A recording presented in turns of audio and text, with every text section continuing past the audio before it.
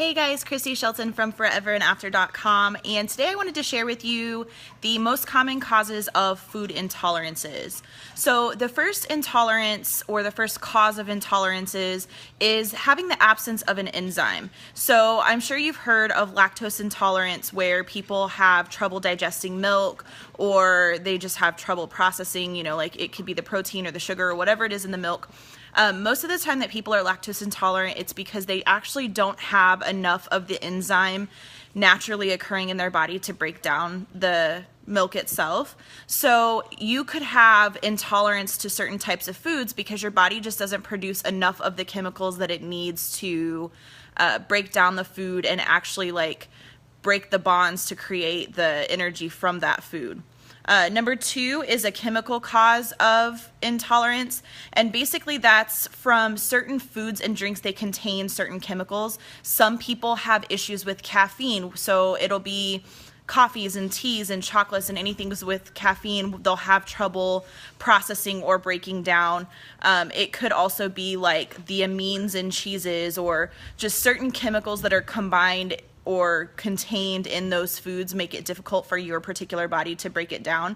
That can also cause you a food intolerance just to those specific foods, or really anything that contains those chemicals that your body has problems with. Food toxins or food poisoning is another one. So most foods, especially plants, have certain chemicals and certain components of them that some people just can't tolerate.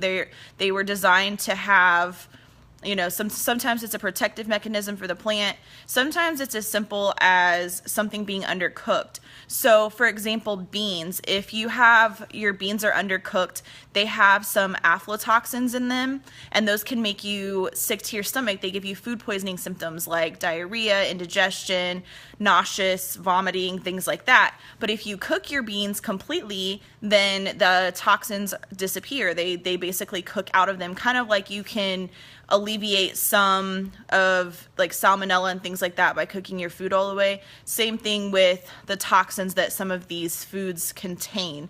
The better you cook them, if you make sure that they're completely cooked, you're going to cook those toxins out and you're not going to have a problem with them. And that's why sometimes you may eat a food such as beans and be completely fine, and then the next time you eat them you can have problems with them. And so it's really kind of up in the air and makes it difficult to tell whether it's an intolerance to the actual food itself, or maybe it's just the way that it was prepared.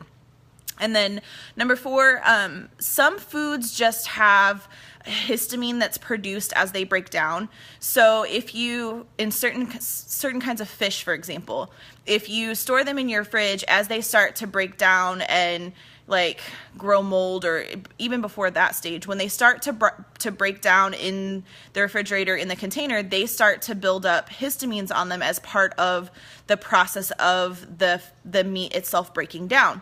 Some people are extra sensitive to those histamines. So if you eat, say, leftover fish and it's already growing those histamines and has that on there, it can cause you a reaction because it's leftovers and it's already growing there, versus if you ate it fresh, you may not have that same intolerance reaction to that. So in addition to paying attention to what you're eating, you really need to pay attention to the state that you're eating your food in. Like if you are noticing symptoms after certain meals, are these meals that you prepared freshly, or are they meals that, maybe you reheated leftovers the next day? That could be a trigger. It could be, how your food is prepared. It could be specifically where your food is sourced from, because if you're eating a lot of plants, a lot of plant-based diet, you are going to be susceptible to whatever chemicals and environment that those plants were grown in. So it's really important to know where your food comes from and try to source it as locally as possible and as fresh or clean as possible, organic, GMO-free, things like that. And then really start honing in on the preparation. How's it cooked? Was it cooked the same every time you've eaten it? Why? And you can kind of narrow down why sometimes it may bother you and sometimes it may not. Sometimes there could be certain food combinations that cause it. So I hope this helps. If you have any other questions, please feel free to post them below, and have a good night.